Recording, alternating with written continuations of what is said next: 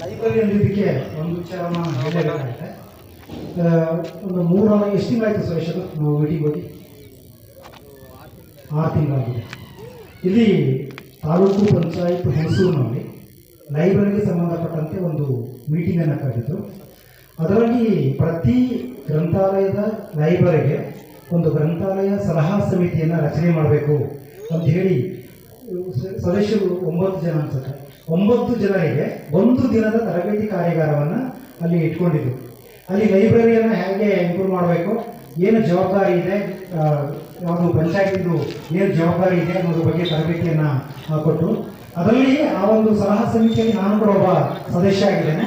ಇನ್ನು ಮಾಮೂಲಿ ತಾವುಗಳು ಸೆಕ್ರೆಟರಿ ಆಗಿರ್ತೀರಿ, ಓಕೆ. ಇನ್ನು ಅಧ್ಯಕ್ಷರು ಸಲಹಾ ಸಮಿತಿಯ ಅಧ್ಯಕ್ಷ ಆಗಿರ್ತಾರೆ.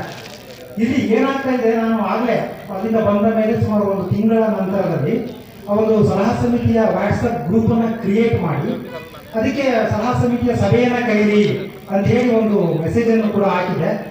ಆ ಮೇಡಮ್ ಅವರು ಕ್ರಮ ತಗೊಂಡಿಲ್ಲ. ತಾವು ನೋಡಿದಿರೋ ಏನೋ ನನಗೂ ಗೊತ್ತಿಲ್ಲ. ಓಕೆ, ಅದನ್ನು ಕೂಡ ನೀವು ತಗೊಳ್ಳಿಲ್ಲ. ಯಾವುದೇ ಸಮಸ್ಯೆಗಳು ಪರಿಹಾರ